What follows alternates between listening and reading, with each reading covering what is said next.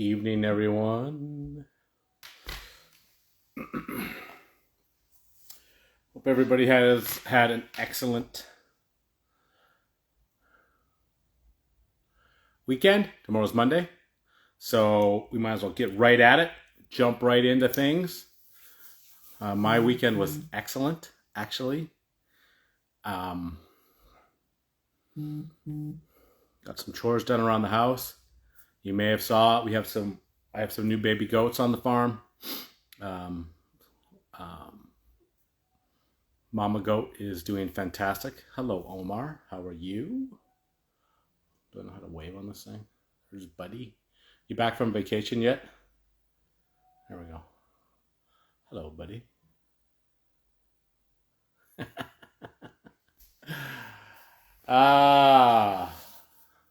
Up in the barn. So we're gonna probably start doing this in the evening instead of the morning. There seems to be more people around. Nobody likes to get up bright early in the morning and listen to my stupid rants about life. Hey, man. Peachy Peach, who's that? I don't even know who that is. Who are you? I'm going to say hello. Looks like you had a killer time on that vacation, man.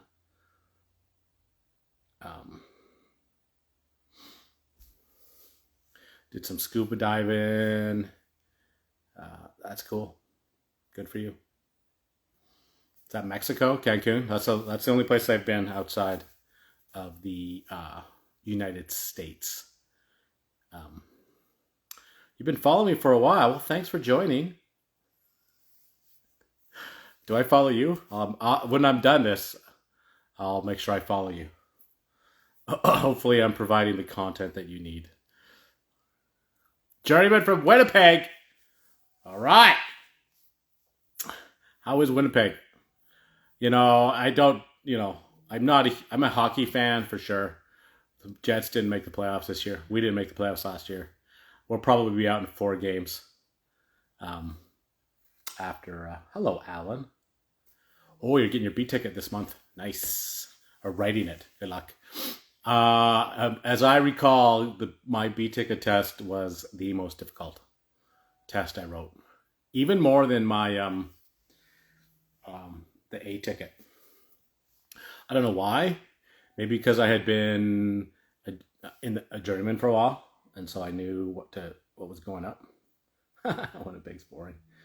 Oh, the Bruins. Yeah, it should be exciting. Hockey playoffs are always exciting. NBA playoffs are exciting. It's the best time of year.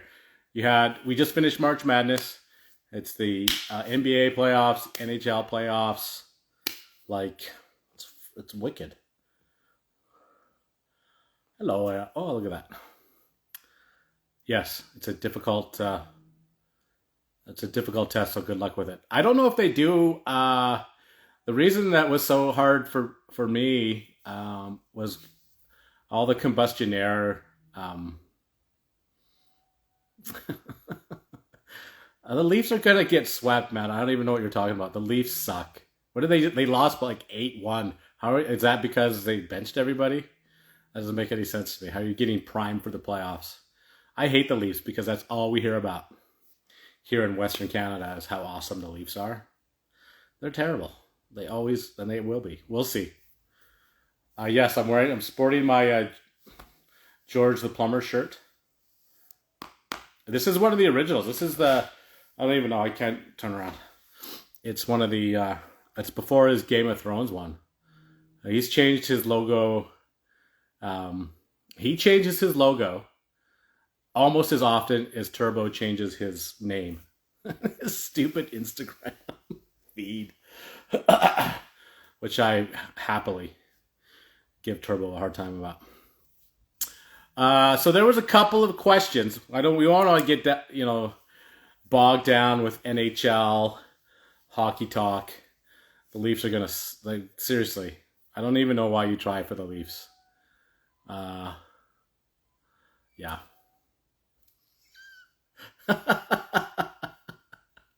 Who knows? Maybe they'll make it to the second round this year. Maybe. Who knows? I doubt it. They're all too soft.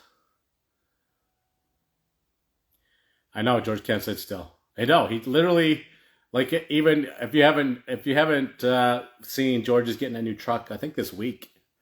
It's getting wrapped this weekend, and it's a totally different logo all over again. It's not the same one. Like he had the Mario dude, which I think is the one on my back here, and then he had the Game of Thrones one that I think he got a tattoo of. I'm not a big tattoo guy. No judgment. It's just not for me. It is orange gloves. It's a big commitment, I think, to tattoo something on your body. I have one tattoo. Before anybody asks. And then his latest one it's like the dude like it's running or something. Anyway, I can't keep up with it. I changed my logo once. In fact, that's not even true. On my Instagram, maybe a bit, but my business has been the same thing, the same font, the same baker forever. I don't think I would look good with tats. Like, I'm not gonna lie to you. I'll let you in on one. Like, if I had tattoos, it would be of all naked women. It just would. I don't know what else. Like, I'm not getting a rigid wrench. I'm sorry. I've told those guys, Eric included, to his face. I'm like, dude, that's dumb. Which is 100% my opinion. But man, that's what it would be. Various versions of the ladies.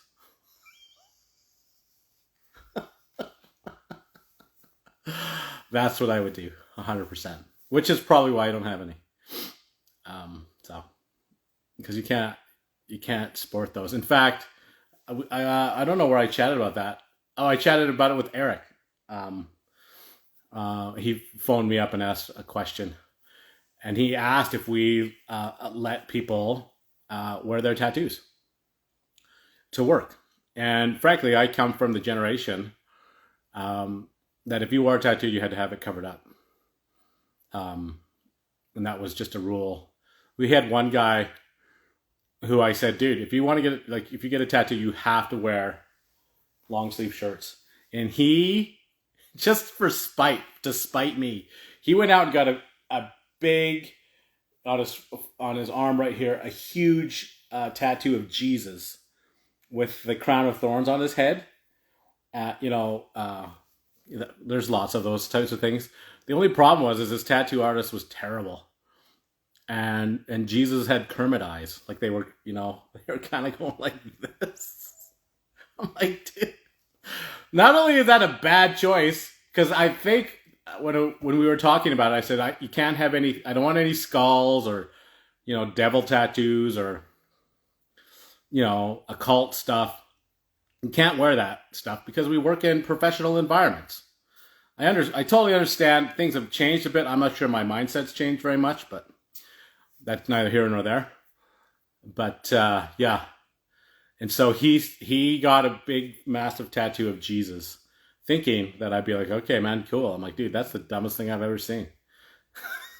Why would you get Jesus? He worked for me for a couple of years. He has since started his own business here in Calgary. And it's been redone. I can't remember what it is. Probably a mountain scene. But we called him Kermit Jesus for a long time because it was just so bad. So bad. You can teach me all kinds of new tricks. I do get the tattoos. They're like, I guess I was sort of wide open to it when I started going to the gym like 4 or 5 years ago. And I'm telling you, every dude and every chick in there was covered in tattoos, like everywhere, back, shoulders, backside. Am I doing this right? I'm trying to wave at you, Leslie. It's not working. Maybe it is. So it was a real eye opener for me because when I was a dude, I was a dude. When I was growing up, like all you had was like those crazy sailor tattoos that people would get. So no, I am not a huge fan of the tattoos in the workplace. And now the piercing thing's coming in, and I'm gonna sound like whatever. I switched. Who switched? Um, yeah, anyway, it's a bit of a rabbit hole, and it's totally my own opinion. But if you worked for me, then unfortunately, we'd have a serious discussion about tattoos and earrings and jewelry and all the rest of that stuff. No, I don't. I haven't. Just to quell the dumb comments that may or may not come. I have a tattoo of Julie on my ankle. That's it, and it was incredibly painful. So that's probably why I anti-tattooed, because it was like the worst experience of my whole life. One of the worst experiences of my whole life that I was self-inflicted. It's been a lot of bad experiences that have been by my own dumb decisions. Tattoos was absolutely one of them. So anyway, I thought we would just open it up. I'm going to answer some questions, go into a little bit of detail of what we talked about that I got sent to me, and I've got them written down here. If you guys have any questions about whatever, then by all means, and let's try and keep them, somewhat above board. It doesn't really matter, I guess.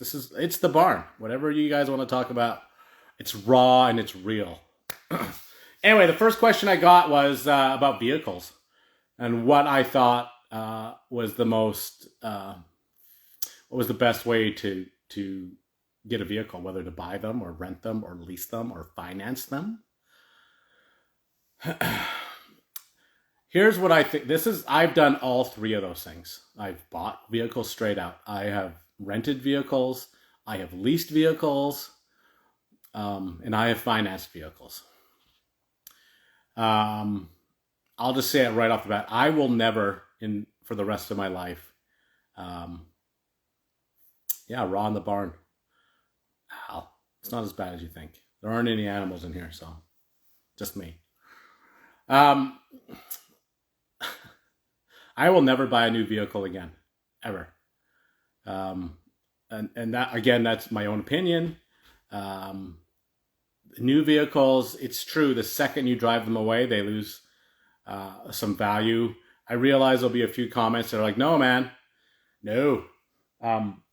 Vehicles are going up in price, and what's happening in the world at this very second is such a unique moment that I wouldn't base any long-term projections on what's happening right now. I mean, I know guys that have driven vehicles for 4 years, and the dealership phones them up and says, hey, we'll buy your vehicle for what you paid for it if you buy another one. That just tells you how expensive vehicles have gotten. I bought my black truck that you see me driving in every day in 2009. I bought it brand new for $35,000. Four-wheel drive, diesel, blah, blah, blah, blah, blah. It's just a work truck. I have put I put extra springs in it and new shocks and brakes and to haul my topper around in, but so 3 years ago, I bought, you're right, the dealer never loses. The engine went in my truck. That's 3 years ago now. So I thought, well, I've had it for 10 years. It's been a great truck. It's time for a new truck. So I went to a buddy. Everybody has a car buddy. Everybody does. That's just a fact of life. And he said, yeah, man, I'll get you a sweet deal. I'm like, perfect. So I was making them up. I'm like, okay, I'm going to switch this out. I'm going to do that.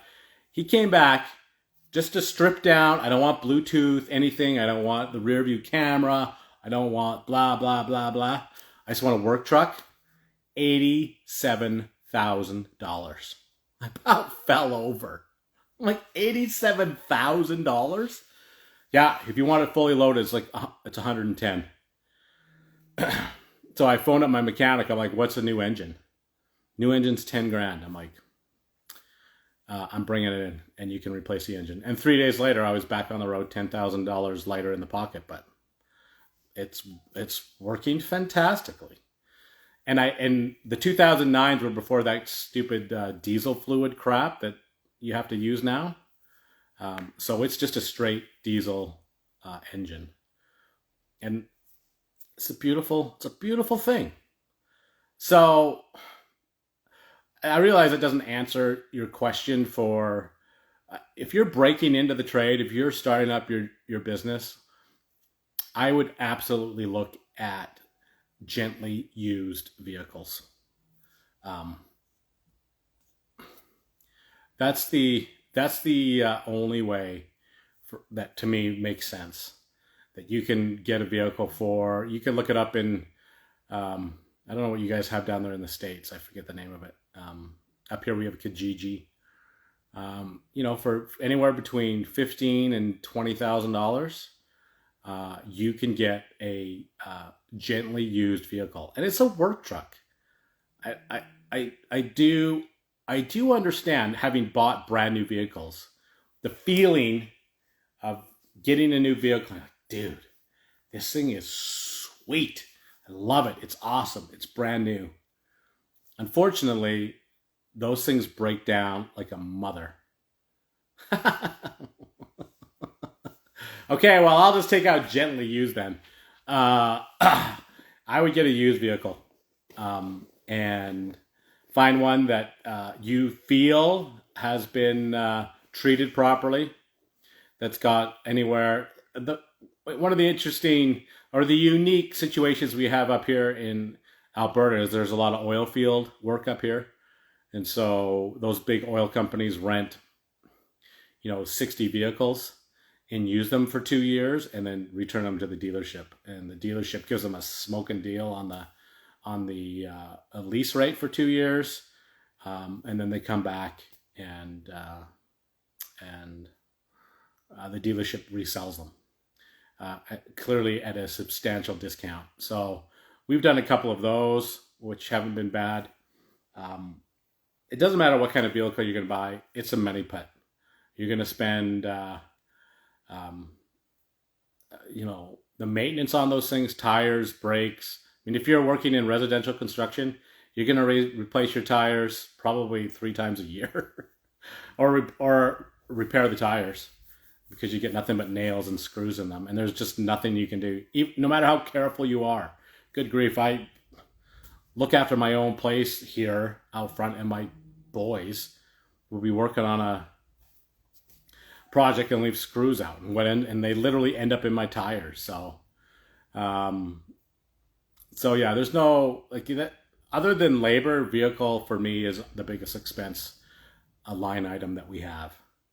Even um, there was a time where I was spending $30,000 a month on leases and financing of vehicles.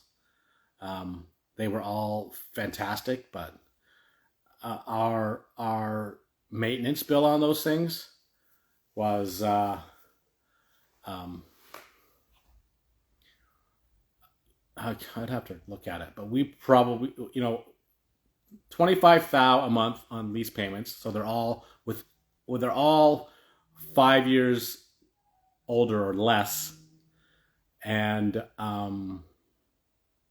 we still spent $30,000 or $40,000 a year on maintenance, brakes, tires, shocks, differentials, U joints. It just doesn't matter, really. So it's a big expense. So I don't think that matters. Like you say, if you just bought a new for more than I paid. Yeah, it's crazy. Like the car market right now is insane. Um, so I don't. If you can hold off on buying, if you're dead set on getting a new vehicle, I would wait until whatever the hell's going on in this world right now, the curve slows down a bit. Would be my. If you're desperate for a vehicle, then I would buy used. Um, Even with my kids, when they became driving age, I wouldn't spend any more than $1,500, which sounds terrible, on a vehicle for them to drive, because every every one of my children has wrecked a vehicle. Either ran it dry with no oil, flipped it, hit a deer with it, you name it. So it just was a way for me to reduce my stress when you're just like, man, um, I'm not.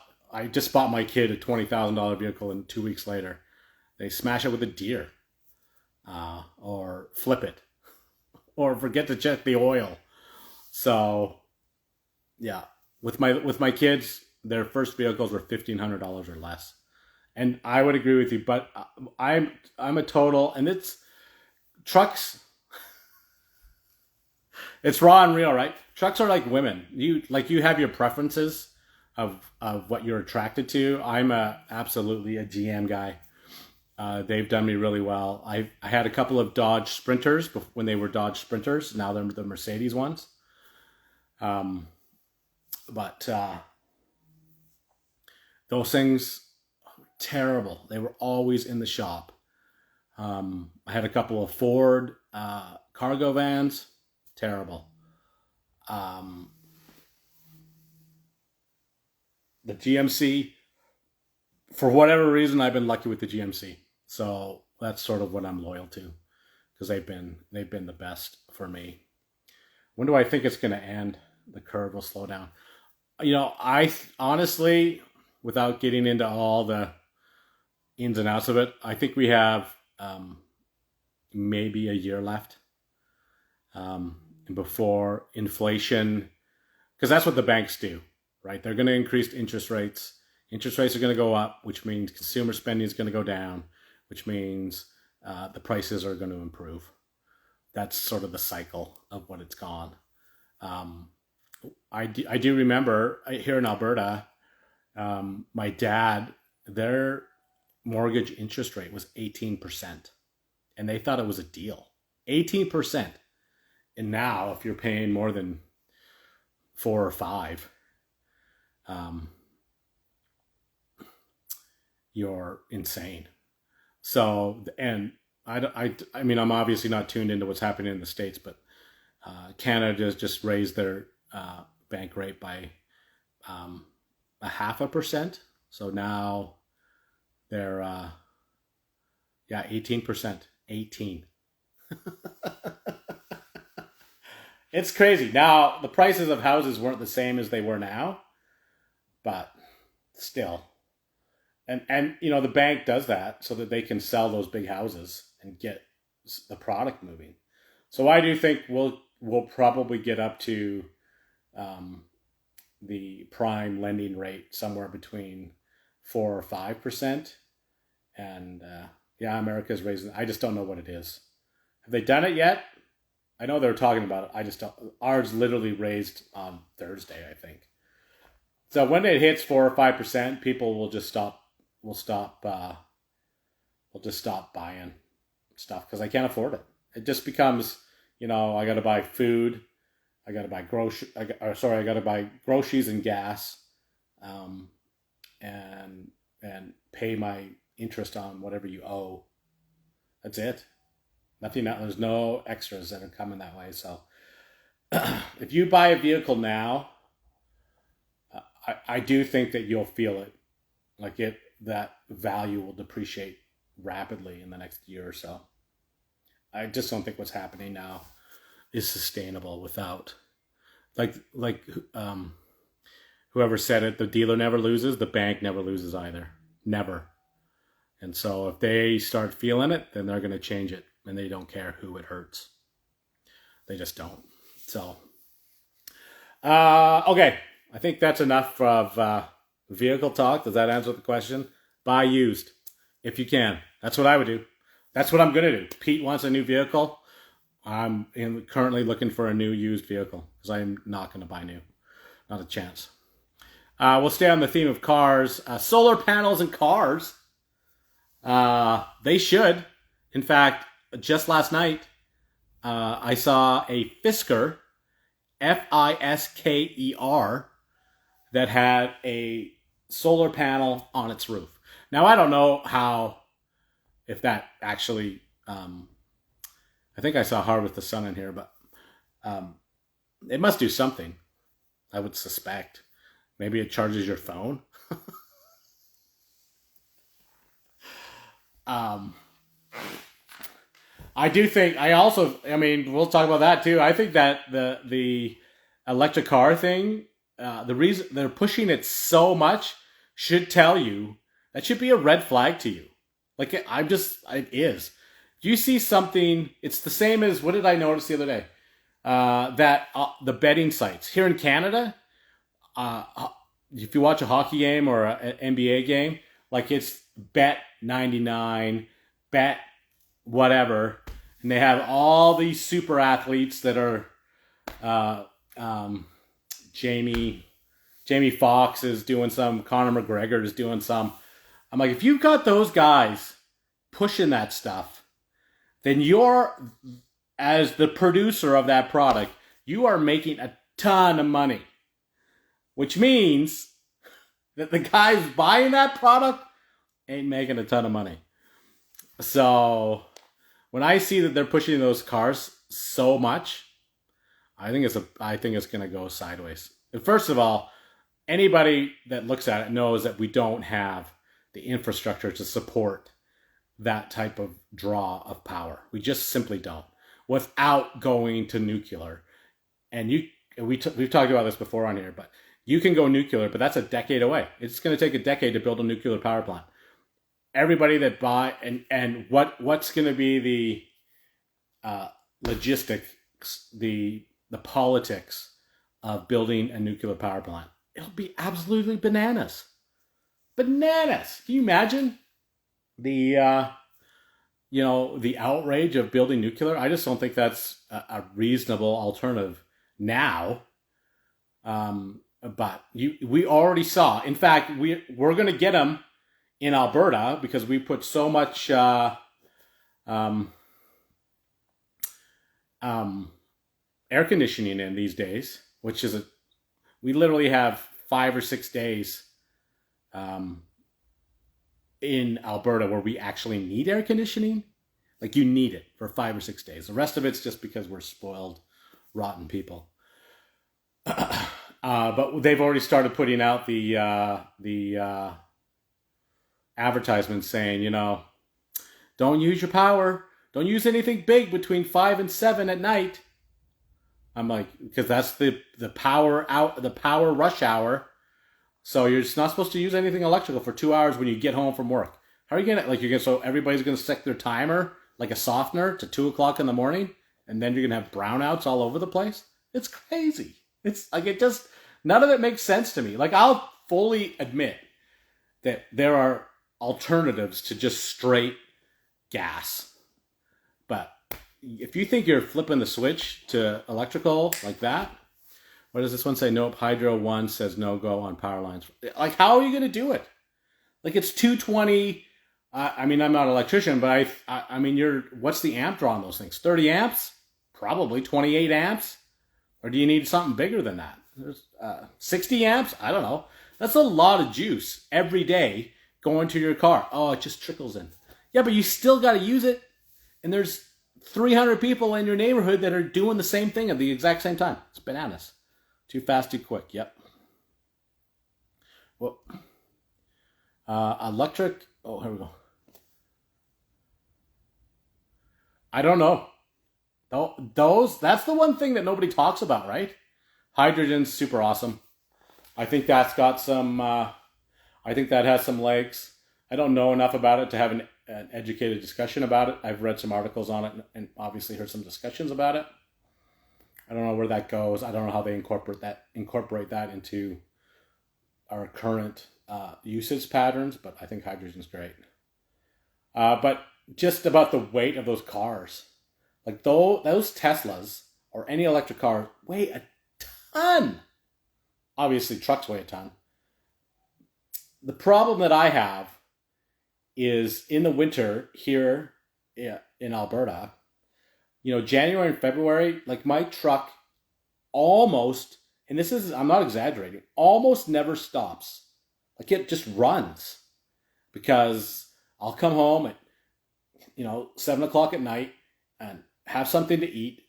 And then I get a call and I'm back on the road a half an hour later. What am I going to say to my customer base?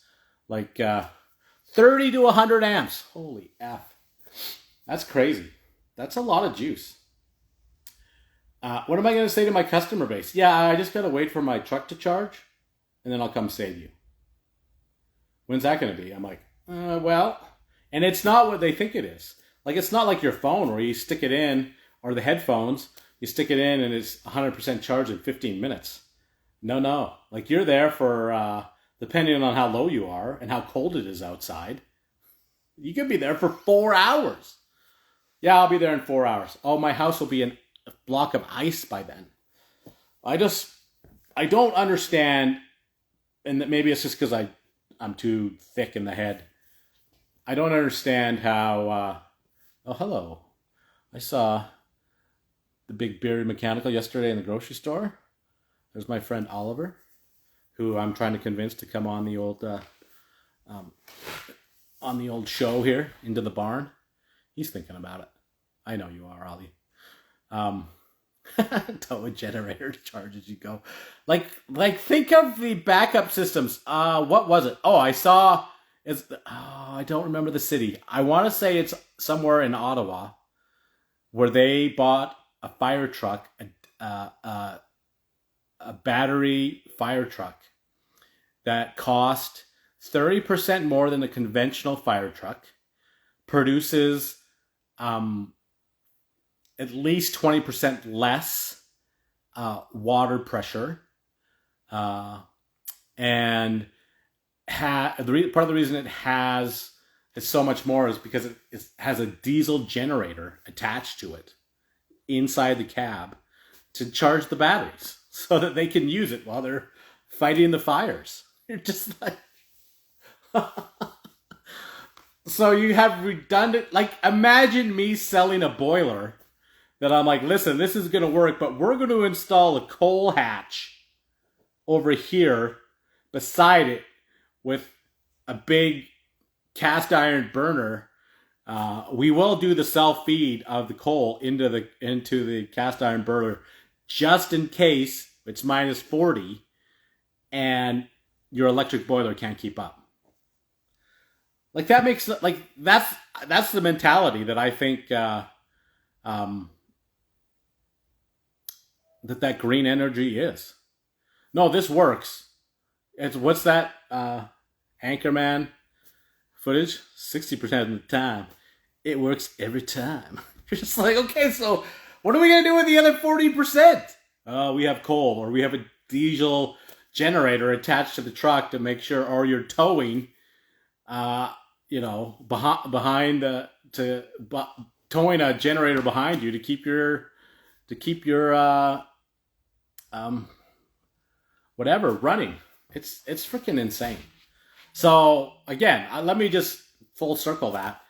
I think green is important in a discussion that we ought to have and should have, and we should have conversations about, but it's not. It is not the solution to everything. Green energy seems to me like asbestos, or poly B. This is the greatest thing ever. This is going to solve all of our problems. And then 20 years later, you're like, oh my hell, how many people did we kill with this stuff? A lot. My dad was of the generation where asbestos was in everything. Roofing tiles, drywall, insulation, pipe, you name it. Why? Because it was the miracle cure. It was durable and pliable and all the stuff that you needed to do in a construction situation, and so many uses that it was like you'd be stupid not to use it. Oh wait, it killed everybody that touched it, and now we spend billions of dollars a year in abatement? Yeah, that's cool.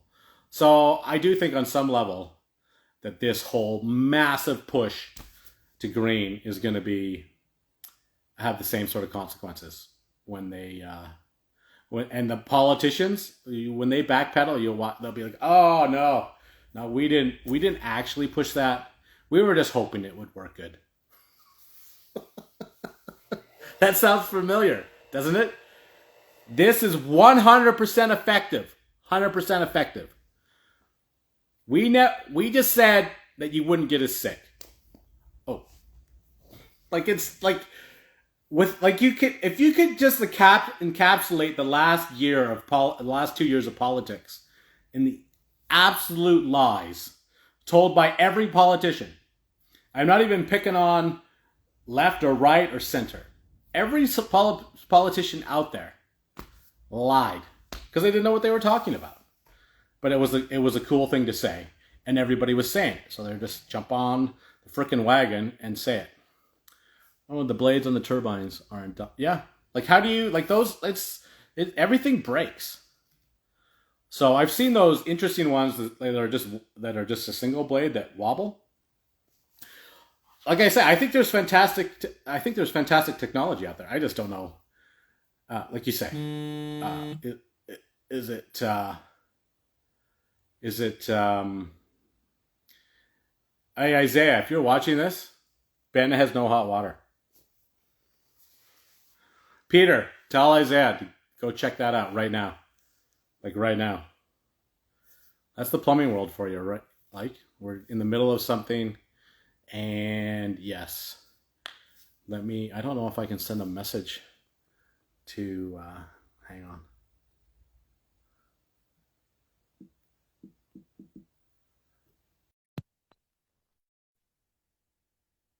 Anyway, we currently have a plumbing emergency right now that we're trying to figure out.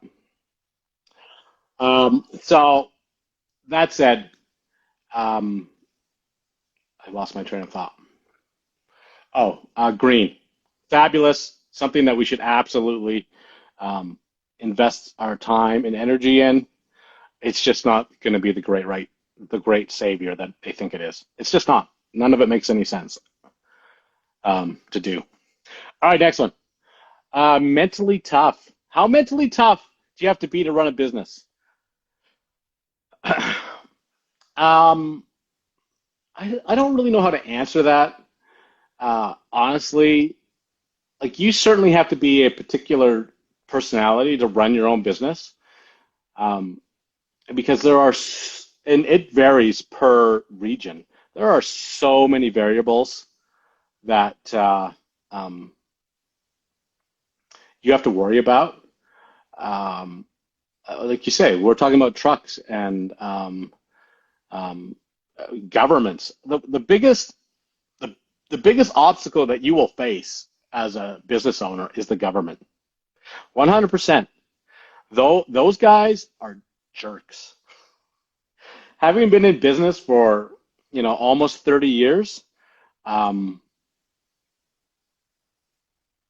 I didn't work well with others for others. Yeah, neither did I, really. I did spend some time working for other people. It didn't work out very well. But um, what was I saying? Oh, so for 30 years in business, uh, if you're in business, sooner or later the government's gonna is gonna phone you, or the government's gonna insert themselves into your life and start asking questions about how you run your operations. That's a fact of life. So um, that's if there's ever been any serious stress in my life, it's dealing with the government. Um, Wholesalers, they're in business, so they understand on many levels what you're going through because they're trying to run their own businesses, right? And they understand what customer service is and customer appreciation and so on and so forth. So you're on the sort of a level playing field there. My wholesalers have always been like fantastic. Um, um, and I have worked hard to create good relationships with them by not being an asshole. Like everybody here knows, if you've been in the trade long enough, you know the jerk that walks in, demands his stuff, is just like, if I don't get this right now, then I'm going to start raising hell. There are moments for those types of conversations for sure, but if you're like that every day or every other day, then your wholesaler is just going to be like, dude, find someone else. Like, go to another wholesaler. And if you're in the business, then you have customers that are like that, that phone you and say, this needs to be done right now. You're like, yeah, you know what? Why don't you find another plumber? Why don't you find another heating guy or a cooling guy? Because I just don't have time for your BS. Like the world doesn't revolve around you. So wholesalers have been great. Customers, what can I say about customers? I mean, you absolutely need those customers, but man, some of them are dinks.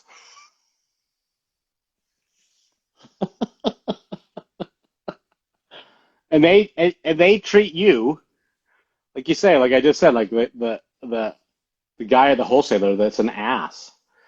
So I don't know why they think that they don't like me as a person doesn't like to be treated like that. So why would I treat the people that work for me, um, which is my wholesalers are work for me. That's how this works, right? If I'm giving you money, then you work for me, and I have expectations of um, what our transaction is going to look like. It's the exact same for Peter. Tell Isaiah that Ben has no hot water. Get off the chat right now. Tell Isaiah that Ben has no hot water. One of you two boys go deal with that. Here you go. Right in the middle of this. Um, and there's Pete saying, okay. Right in the middle of this, and we're dealing with customer service. Um, there's my man, YY Boiler Clean, YYC Boiler Clean. He's a good dude.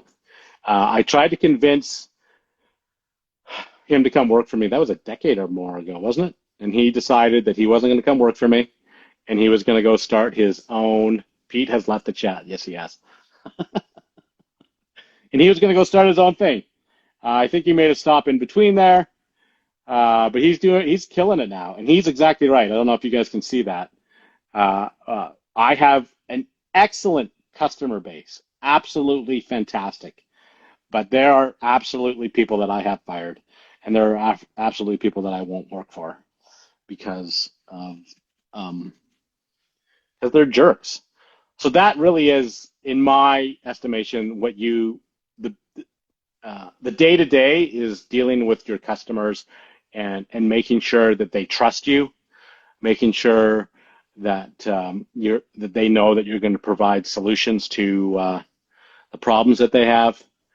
Um, um, my advice to anybody starting their own business, you should have three things. You need to have a good lawyer, a lawyer that you trust, a good accountant, an accountant that will make sure you get everything filed for you, and then if you don't do it yourself, a good bookkeeper. And that if you think a bookkeeper and an accountant's the same thing, they're not. When I say a good accountant, I mean a really good certified accountant that knows what the hell they've been doing, that they are doing, and that you will pay money. Like it's not inexpensive to hire a good accountant. A bookkeeper is the one that gets everything ready for the accountant so that you don't have to pay them. There's Isaiah right there. Hello, Isaiah. Go save Ben or phone him or something. Um, he just texted me. I don't know what's going on over there, so go check it out for me. Um, so yeah, you should have a good bookkeeper, and you've got to have a good lawyer. You will need a lawyer, and I don't. It doesn't matter how good you are at what you do. It doesn't matter who your customer base is. Uh, uh, yeah, you got to have that bookkeeper. It doesn't matter any of that stuff. You got to have a lawyer. You absolutely have to have a lawyer. And if it's not your customers that you'll need a lawyer for, you may need a lawyer for your government because the government is not your friend. I don't know how many times I have to say that. They talk to you like they're your friend, and they promote themselves like they're your friend, but they are not your friend. They will ruin your life if you give them the chance. That's my experience. 100%. So yeah, mentally tough. I love what I do. I absolutely do. I think I have a passion for what I do. I work with some fantastic people. Um, and by that, I work with some great wholesalers. I work with my sons. And I will say, after raising five children and two boys that were not particularly easy to raise, my relationship with my children has never been better, and particularly my sons. They're good kids. They do a great job.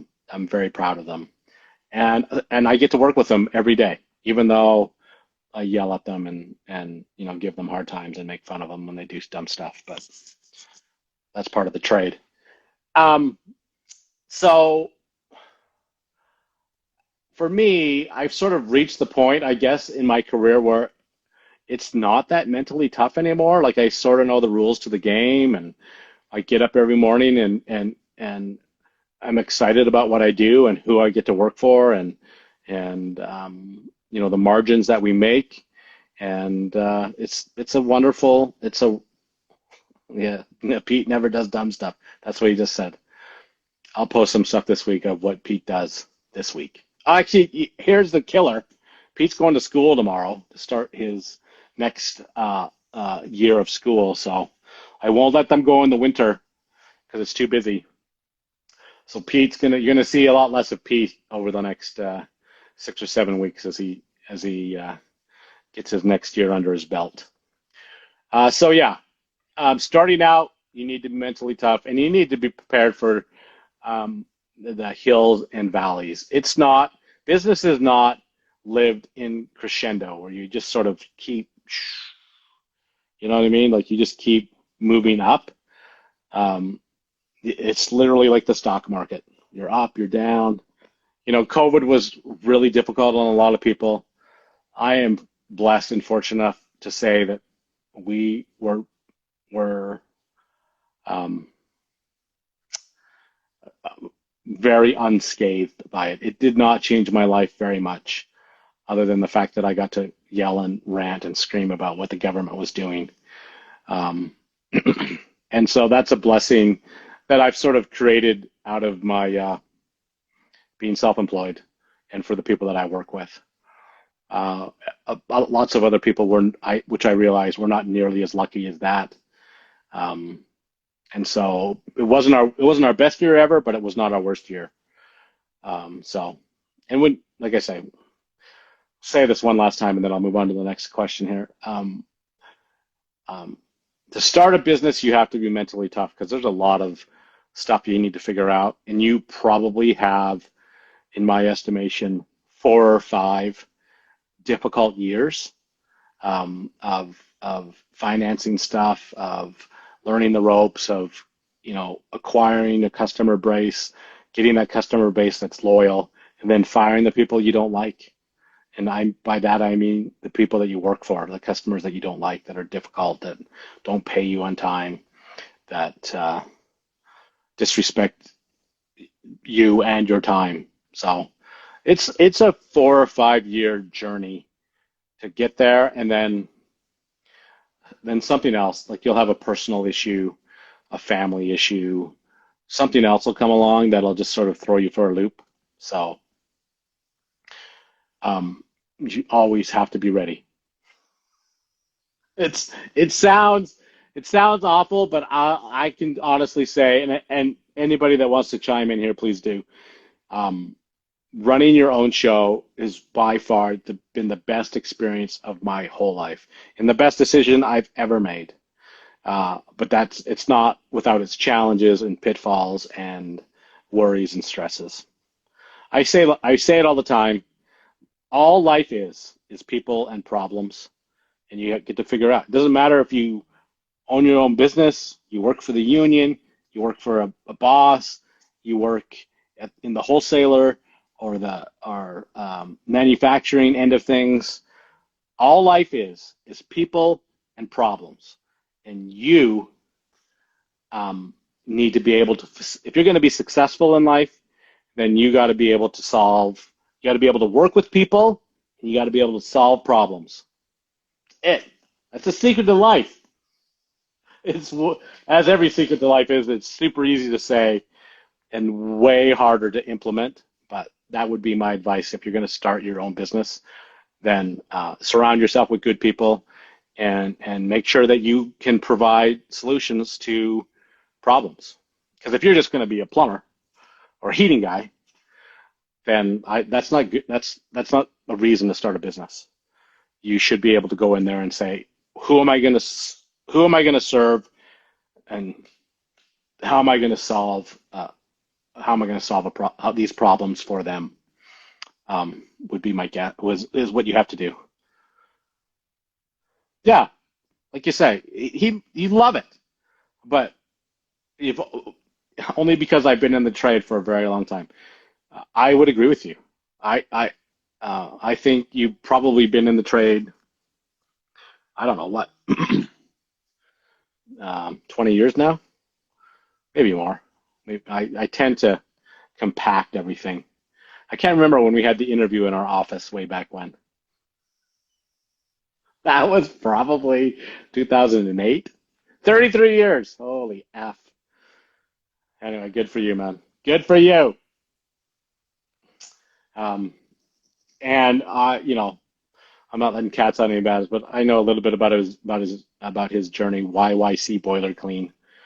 Um, and he's a super good guy. Knows what he's doing. He's worked for some big companies. Runs his own show. Yeah, was it 2008? Yeah. So that's whatever. That's 14 years ago, and it seems like I don't know, 5 or 6 years ago now. It's a crazy life. And like I say, that's the best thing about this trade is, the people. I mean, I run into people that I went to school with, and they're, running their own show or working for whoever, and it's a wonderful conversation. It's a wonderful conversation. We've had some great chats, and we're all just trying to feed our families and be good to people, and like I say, solve problems. Yeah, Sunnyside. Yeah, yeah, that's where you started. I remember that. So you're not different. You're not that much different than I am as far as of of background and time in the trade and all that stuff. Yeah, I'm going to say the same thing that people say to me. So if you've been in it for 33 years and you ran your, oh, sorry, 20 years before 2008, so that would put you 88. When did you graduate? I graduated the Olympic year. We had the Olympics here in Calgary in 1988. That's when I graduated high school, and then started on my journey through life. But that's the beauty of the trade. That's the beauty of this ridiculous platform that we're on right now is I have met people through this stupid screen and then met them in real life, and they are just fantastic people. I've met George the plumber face to face. I've eaten dinner with George the plumber. I've had engaging conversations with Eric from Mechanical Hub. Turbo has slept 4 or 5 nights under my roof. Um, you know, who I've there's just so many wonderful people in this trade that we're all sort of trying to do the same thing is work with people and solve problems. It's a wonderful, wonderful association to be a part of. I'm immensely proud to be a plumber. Um, it's awesome. Okay, anything else? What else do we have here? Starting a gas fitting business. Graduated in '90. So you're just a couple years younger than I am. Yep, same for me. My worst part of I tell my kids all the time and they don't believe me. My dad's not around anymore to back it up, but all through high school, I worked evenings and weekends for my dad, and then I had to give him a month out of the summer to for uh, work for him doing septic fields or whatever, and I usually got um, uh, uh, a couple weeks off in the summer to go to Shuswap or something like that, which is a big. If you're not familiar with Canada, there's a very lovely lake west of here in BC that lots of people spend their time. And it was, yeah, Part of the reasons that I was so into sports in high school is because then if I was at a basketball tournament or something, then I didn't have to work that weekend. The means served the end is how that worked. But anyway, somebody asked about what are life lessons from running a family business. I will honestly say, like the business part of it, uh, like I worked with my dad and grandpa for from 1988 until there's a bit of a story. There's some stories in there. So I worked for my dad and then got married in 92 and was sort of thinking everything was great. And I was a bit cocky. I can't imagine that. Anyway, my dad fired me right after my first daughter was born. He like legit fired me. He said, "Listen, man, I'm gonna let you go. I think you need some more experiences out there." And it was a devastating, it was a devastating moment. Um, and I do remember driving home from that and thinking, what am I gonna tell the bride? Uh, there's Peter. He loves this story. Anyway, it was a harrowing moment. It was one of those moments where you're like, listen, it's either I'm doing this or I'm not doing this. Either I have the balls to do this or I don't. And so I went and worked for a property management company for a couple of years. I didn't go straight out on my own. And then I came back a bit more humble to my dad, and he said no. He said, no, I'm not bringing you back. And so that's when I started my own business. That was in, yeah, it was time to grow up. That was in like 96 when I think it was 96 when I started my own business and did that by myself for a couple of years. And then I started working with my dad again. We worked together on lots of the big projects. And so, yeah, I was mad at him wasn't for very long. Um, because it wasn't like you're a jerk, you're fired. It was exactly what Tiny HVAC says there. And I'm sorry for using your screen names. There's too much in my head to pull out the actual name when you pop up on the screen. Anyway, yeah, um, yeah. He just said, listen, you need to figure it out for yourself, and you need to solve some of your own problems, and I'll be here to help you sort of navigate some of that stuff, but you can't work for me anymore because I was kind of that kid, frankly, that I was, I would show up late, or had to cut out early, or whatever the case may be. Nothing crazy. Just I'm busy with life, Dad. I'm married. I got a kid. I got stuff to do. So you finish this job, and I'm going to go look after whatever. And he's like, no, none of that, and let me go. So I don't really. I honestly, I don't think I have any really awful stories to say about running the business part of it. I certainly had some challenges with um, siblings, and it wasn't business related, just sort of family issues, particularly when my dad passed away and then when my mom passed away. Um, there was a lot of friction there, which still has yet to be resolved, or maybe it is resolved. In fact, I'll say that I think it's resolved. Um, Working with the boys, it's been a totally different experience. Um, Mostly because when they were graduated high school and trying to figure out what they wanted to do, they didn't want to be plumbers. They're like, nah, no, I'm not doing that. That's crazy. I got other things I want to do with my life. I'm like, well, okay, cool. What is that? And they didn't have an answer. I do remember to let the cat out of the bag on Isaiah a little bit. Him and his buddy were going to do a dog walking business. They're going to make thousands. Anyway, uh, and so I pretty much forced Isaiah. I'll say it, forced Isaiah and Pete to go to school. I'm like, listen, if you don't know what you want to do, then you're going to school. You're not sitting around the house. You're going to come to work with me. And that was it. Sort of coincided with the time where I fired everybody. We had, um, like I said, I've said it before. We had 18 staff between technicians, office staff, sales, um, all the ins and outs of what you need to run a business. We had, 9 trucks on the road. Um, and I did that from 2000 to, you know what? I can't even remember now. Um, about 2015, 15 or 16. I can't remember which one. Anyway, so it was, 13, 14, 15 years of running a bigger, mid-sized company. And the honest answer to that is I hated every second of it. I wasn't very good at it. I don't think. I wasn't a really good employer. I wasn't super soft. Didn't have a lot of, which I guess even if I say that out loud, it's not true. No, everybody had gym memberships.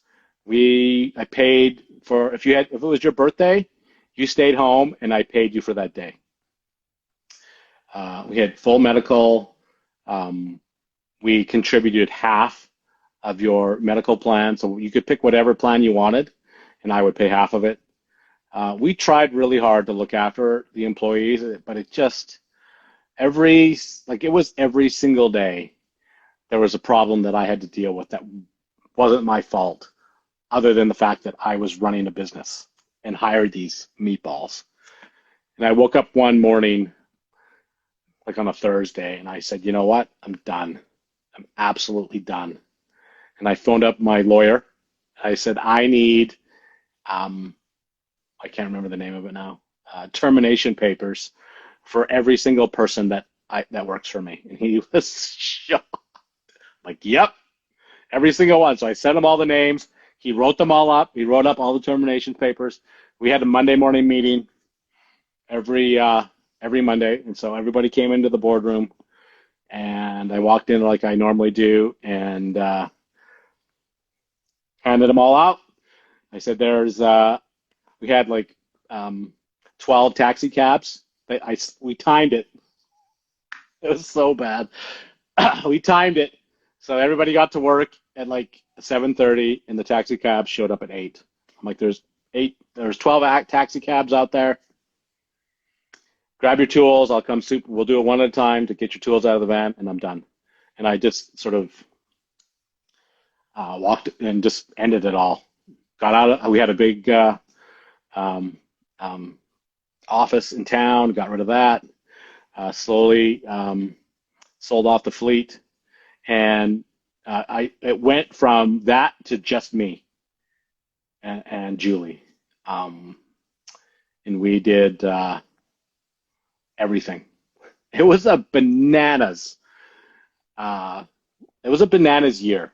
I was never home, never worked so hard in my life, but it gave me the opportunity to decide who I wanted to work for and who I didn't want to work for. And so once we sort of had met all of our obligations to our clientele, I'm like, nope, I'm not coming. Nope, find someone else, and just sort of scaled it down so it was manageable for me to work with.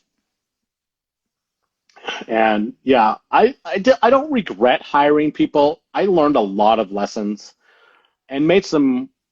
I over those 15 years, I probably hired and fired um, 60 or 70 people. Yeah, 60 or 70 people, which seems like a lot. Um, and out of those 60 or 70, I would probably hire 3 of them again.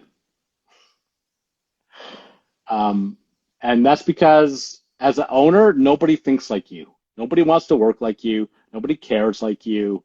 Nobody is invested as you. That's just a fact of life. So it wasn't it wasn't I like they're not bad. They weren't bad people. They weren't bad plumbers. I don't think some of them were terrible actually. I won't name any names, but they were some bad freaking plumbers out there. If I could do it again. No, I won't do it again. I won't scale up again. The boys have talked about it, and I said, listen, I probably have 5 or 6 years left, and then I'm done. And I'm going to work on bees and goats and work out in my barn and be done with it all. Um, but the problem with scaling up is, I went from, doing, whatever, $1 million a year by myself to doing multi-million dollars. But my profit margin wasn't like I didn't take home any extra money. Like, in fact, for the first couple of years, I took home less because it's so expensive to run a business. And the one thing that I was not prepared for, frankly, which is where my comments of government come from, is how invasive and involved the government gets in your business. They want to know everything. Like if like I had to prove to the government why I was buying what I was buying and if it was a valid expense. I just did my audit from 2017 and they wanted to see where every single vehicle that I owned in 2017, whether it was a work vehicle or not.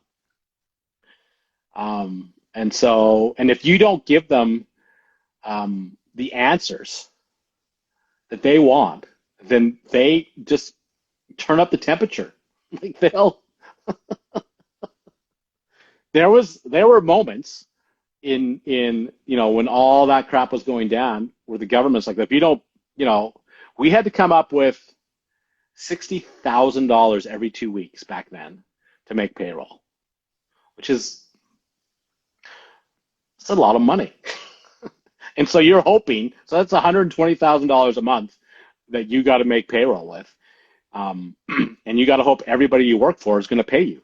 And everybody you work for is literally looking for opportunities not to pay you on time because of deficiencies or problems that you caused or whatever the case might be. And if you, like everything went swimmingly for really a long time, and then if you start making little tiny mistakes, like those magnify, like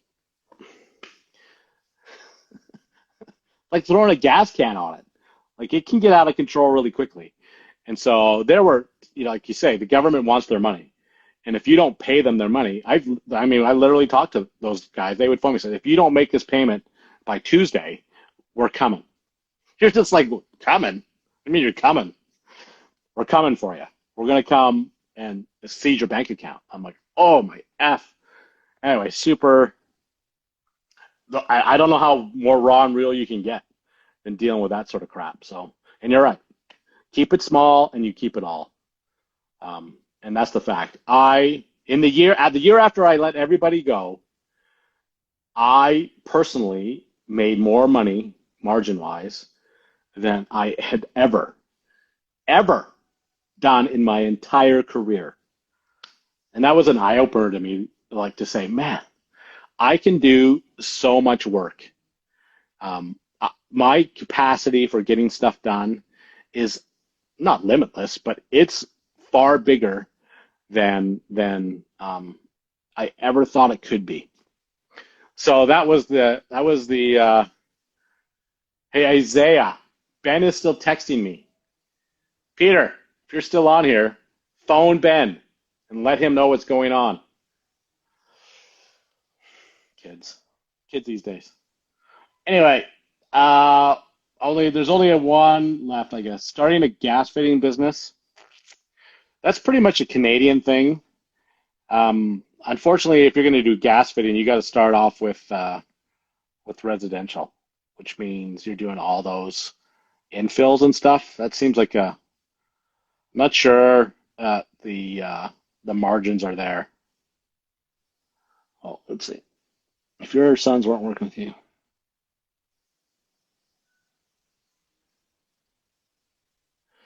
yeah, no. If my sons had decided not to join me, it would just be me. Um, I'm just thinking about if that's an honest answer. Um, Maybe not. I might hire one guy to help me with, you know, to load and unload hot water tank, like the big commercial hot water tanks, which frankly we're not using anymore because everything is going to tankless and indirects. So I would try really hard to just keep it a one man show. I do remember telling my dad when I started my business in 2000 or sorry 1990 80 96. I told him to his face, I'm like, dude, I am not. He was a one man show, me and whoever he could convince to work for him. And I said, I'm not going to be like you. I am not going to work myself to death, and I'm going to run a business. Um, um, and I didn't. I did. Come hell or high water, I was going to run a profitable business. We had radio ads, and like we went all the way. I have absolutely no regrets because I tried to do everything. And at the end of the day, like you say, that's what you're trying to figure out. Yeah. Um, I have no regrets because I did it. Would I do it again? No, I wouldn't. If I could go back in time, which is a stupid thing to say, because I can't go back in time with the knowledge I have. If I went back in time, I would absolutely do it again. Um, but if I could take what I know now, and go back to being, you know,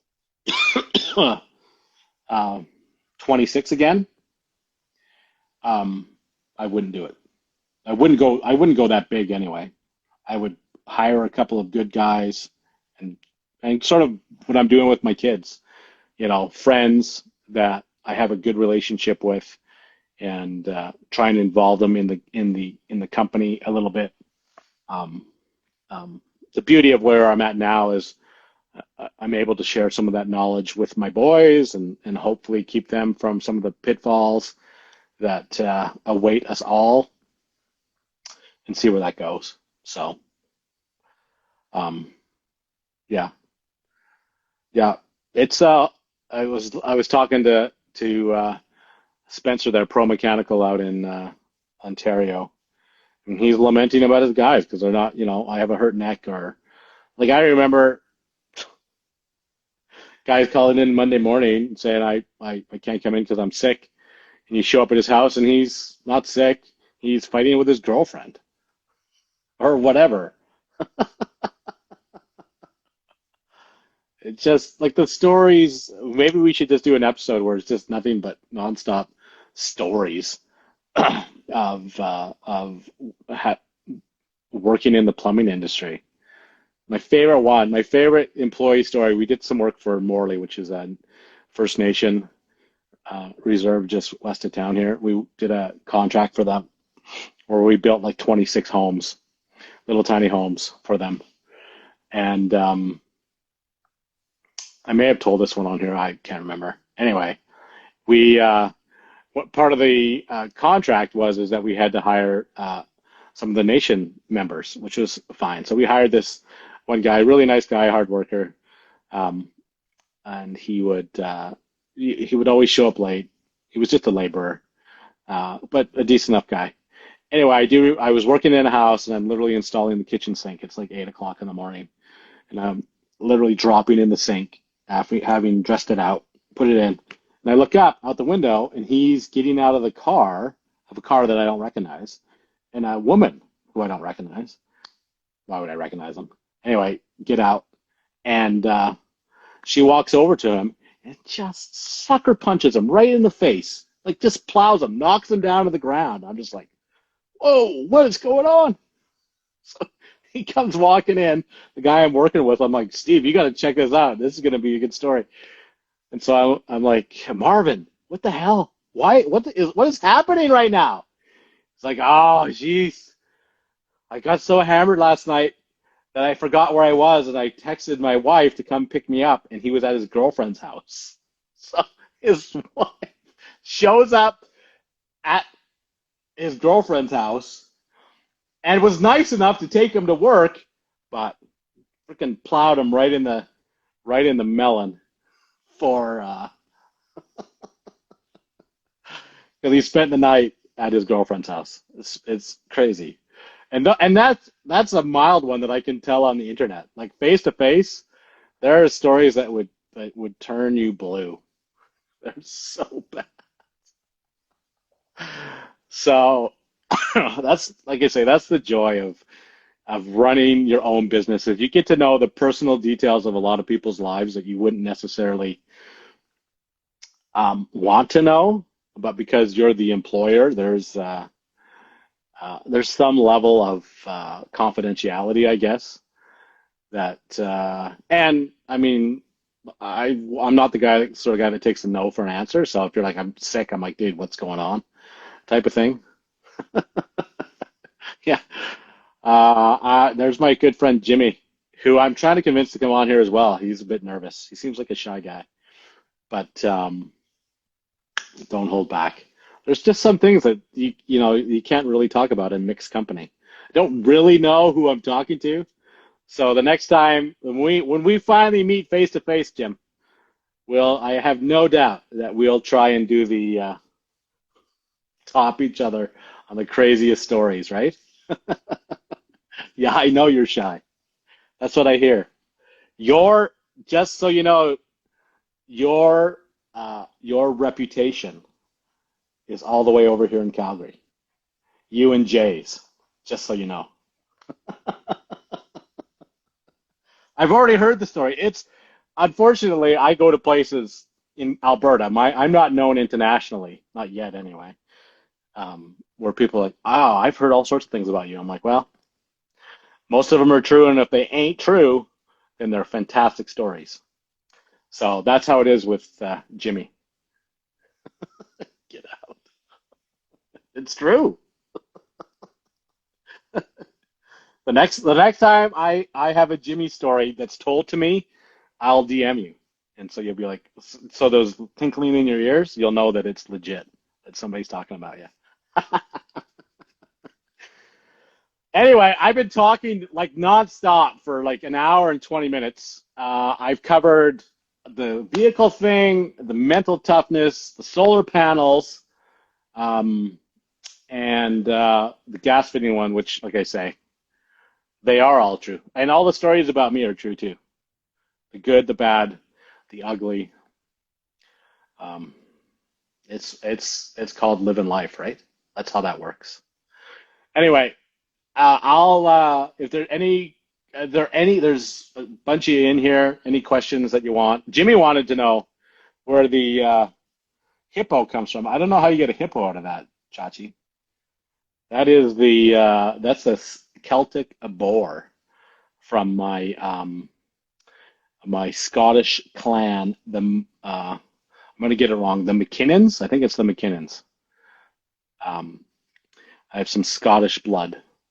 And so when we were trying to come up with a new logo, as opposed to the big crest that's very busy, that's what I settled on was the boar. It doesn't look like a hippo. You're hurting my feelings, man.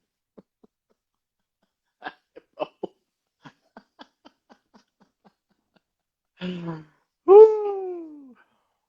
I'm sure. Jimmy Allen. That is absolutely some Irish or some English and Scottish all mixed in there. Have a good night, big man. Um, it's better. The hippo's better. Oh. Anyway, I honestly, unless another one comes in here, um, I'm gonna just say, as my outgoing monologue for a minute, is I absolutely appreciate. What's my favorite flush valve? If I say that, then they'll know who you are, Jim. Like you're private and everything. Do you want me to say that out loud? Sloan. I love the Sloan valves. If they could just make them so they would last longer, so I wouldn't have to replace the diaphragms every 3 months, that would be great. That's a total lie. Every 6 months. They last at least 6 months, right, Jimmy? Right? You got to keep that. You got to keep the cash flow going, man. I understand how that works. The boar is better. I agree. So just as I wrap this up, I absolutely want to say I appreciate more than you could ever know the ability to chat with everyone that's participated in this. I know that lots of you I have not met face to face, but I do think that that day is coming soon. Um, I appreciate the association. Um, I love you too, Jim, as platonically as that can be. Um, I do very much appreciate the association that we have in on Instagram and on wherever we are. What this has revealed to me um, is that's what platonic means, Peter. Look it up. You should read more, buddy. Um, platonic means not gay. Check it out. Uh, right? That is not that gay. It's not that gay at all. Um, it's what's been revealed to me as working by myself as an owner for my dad, for my grandpa. Not a whole lot of cross contamination with my competition in Calgary. Um, the marvelous thing about being part of these groups and on these platforms is that we're all in the same boat. We're all trying our best to provide for the people uh, that we love, the people that we support, and, and plumbing's the same. Whatever the code says whatever it says, but we're all in the same boat, trying to do the same things. And I think that revelation for me has just been a marvelous opening up to realize that I am not alone. I'm not doing this by myself, that there are thousands and thousands and hundreds of thousands of men and women across the world that are working in the plumbing trades and the heating trades, trying to make it a better place and trying to do what's right for themselves, for their families, and for the world. And I hope you feel that. I hope you feel my appreciation of you, which isn't gay, Peter. And I hope you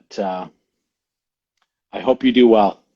I wish you all the best, whether you're in Calgary, Alberta, Canada, North America, Hemisphere, uh, wherever you might be. I wish you the best. I hope God blesses you, and I hope that you feel that your contributions are important and valid and necessary because they are. So, with that, I bid you all adieu. Um, Chicago. Wait, somebody asked a question. Yes. Sorry, I said you're in Chicago, Minnesota. Honestly, it's when I went to that Minnesota thing and to Chicago, those two trips were some of the best trips of my whole life. Why? Not because I went to Chicago or because I went to Indianapolis, is because of the people that I met there. It was awesome. It was awesome. You go for a burger, you chat. It's like it doesn't matter. It's amazing that 4,000 miles away, we can chat about the exact same problems and the exact same successes, no matter where you are. So I'm going to start another ridiculously long rant. Um, Travis, I will call you tomorrow. I'm going to follow up on that email with those people and see where they're at. We may just let me know if you think we can put just one boiler in there. Cut the cost a little bit. Anyway, that's some shop talk for you guys right in the middle of this conversation, of this love fest. Anyway, I think you're all great. I appreciate everything you contribute. If there's anything I can do for you, in fact, we just had a guy come out here from LinkedIn, took a tour of the barn, saw the new baby goats, and took a tour of the barn. There's good people in this world. I hope you're part of it. I hope you feel like you're part of it. And we will chat next week in the barn. Behave yourselves, look after your families, and there's Red Owl Construction. I think we're going to come see you this week there, big man. Just so you know. You tuned in just in time for me to say adios. Behave yourselves.